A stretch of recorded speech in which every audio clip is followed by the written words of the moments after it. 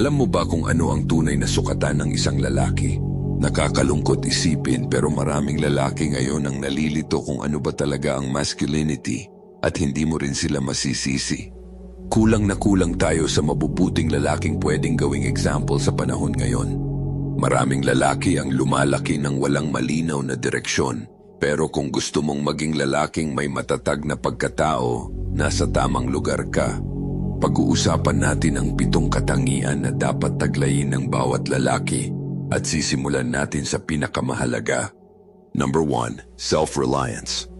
May isang kasabihan, ang ibon na nakadapo sa sanga ay hindi natatakot na mabali ito. Dahil hindi nakasalalay ang tiwala niya sa sanga, kundi sa sarili niyang mga pakpak. Bilang lalaki, kailangan mong maintindihan ang prinsipyong ito. Dahil may mga lalaking naghihintay pa rin ng tutulong sa kanila, naghihintay na gumaan ang buhay. Masakit man tanggapin pero bilang lalaki, bihirang may sasalo sa'yo. At kapag dumating ang araw na kailangan kang sandalan ng pamilya mo, hindi pwedeng sabihin mo, hindi ko kaya, hindi ako handa. Ikaw ang magiging pader, at kung mahina ang pader, lahat ng nasa likod nito ang magdurusa. Ito ang brutal na realidad. Hindi mo rin dapat asahan na laging may tutulong sa'yo. Ang self-reliance ay pagtitiwala sa sarili mong kakayahan para lampasan ang mga pagsubok. Ito ang kakayahang buhayin ang sarili mo at tumayo sa sarili mong mga paa. Dahil darating ang araw, may mga taong aasa sa tibay mo. At sa araw na iyon, sana ikaw na ang lalaking maaasahan. Number 2, huwag hayaang kontrolin ka ng opinyon ng iba.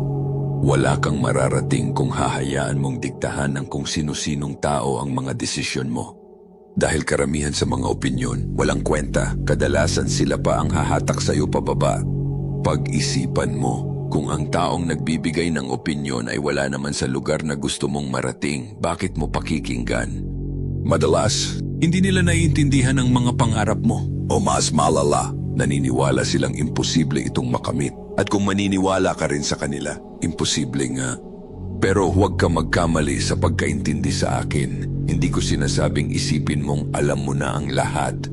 Tulad ng lagi kong sinasabi sa channel na ito, kailangan mo matutong mag-isip kasi hindi lahat ng naririnig mo tugma sa direksyon mo. May mga tao na dapat mong pakinggan, may mga nauna na sa'yo, mas may alam, mas maraming pinagdaanan. Maging mapagpakumbaba, pero huwag kang maging sunod-sunuran. Ang pinakamadaling paraan para malaman kung sino ang pakikinggan, tingnan mo muna ang buhay nila.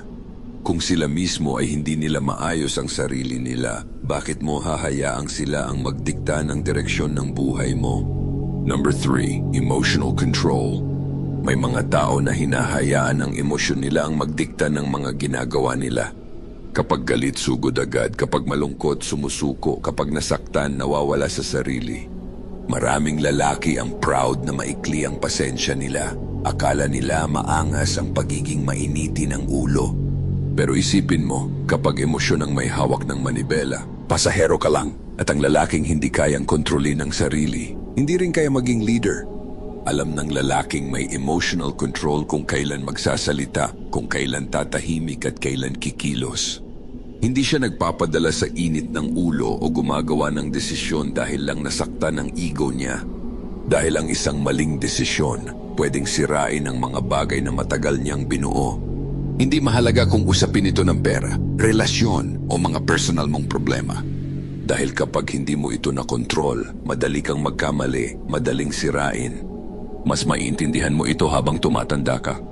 Hindi lahat ng laban kailangang sagutin, hindi lahat ng insulto kailangang patulan, at hindi lahat ng emosyon dapat mong sundin. Number 4, maging mapanganib. Minsang sinabi ni Jordan Peterson, dapat maging halimaw ka, isang tunay na halimaw, at pagkatapos, matutunan mong kontrolin ito. Maraming magsasabi sa iyo na dapat kang maging mabait, tahimik, at hindi nananakit ng iba. Pero hindi iyon ang dapat mong hangarin. Dahil magkaiba ang mabait at walang kakayahang lumaban. Ang tunay na mabait may kakayahang manakit, pero pinipili niyang magpakumbaba.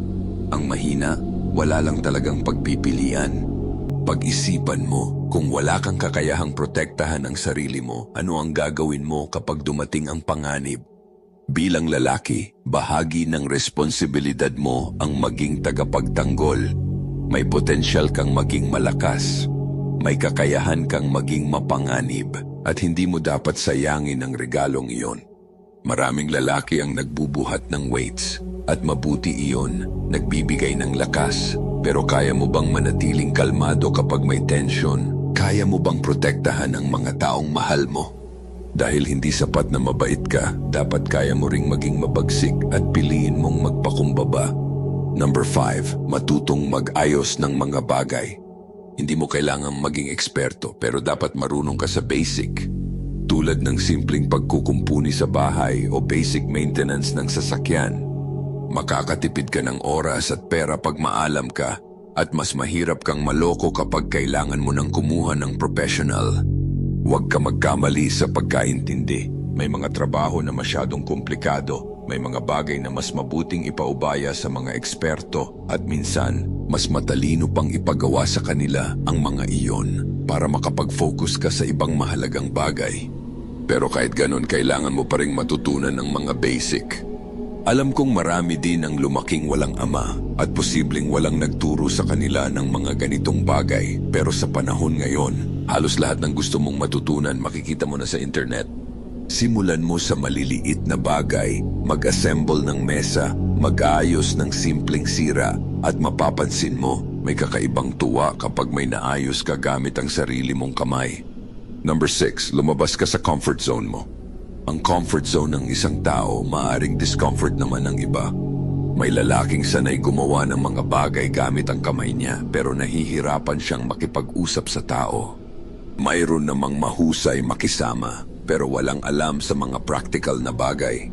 Pareho silang may kailangang harapin, parehong kailangan lumabas sa nakasanayan nila. Madaling manatili sa mga bagay na magaling ka na at totoo naman, malaki ang maitutulong kung lalo mong hahasain ang mga lakas mo pero hindi iyon sapat.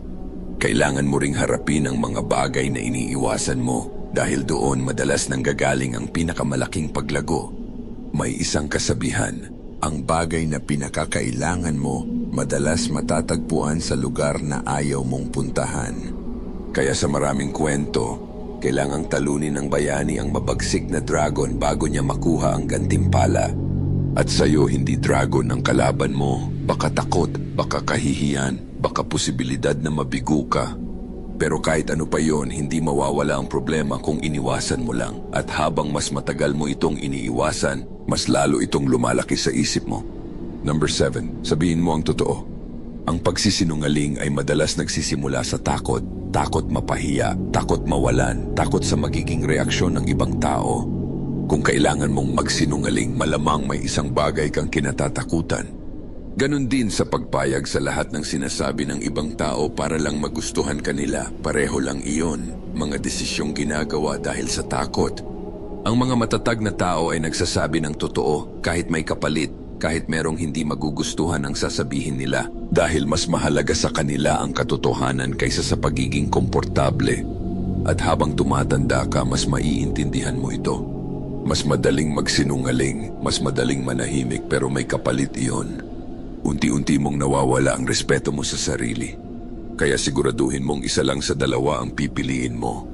Magsalita ka ng totoo o manahimik ka, pero huwag kang magsinungaling para lang maging komportable ang buhay mo. Yan ang 7 katangian na dapat pagtuunan ng pansin ng bawat lalaki. Hindi mo kailangang magaling agad sa lahat, pero huwag kang manatiling pareho. Dahil darating ang araw may mga taong aasa sa tibay mo. At sa araw na iyon, darating ang tanong, maaasahan ka ba?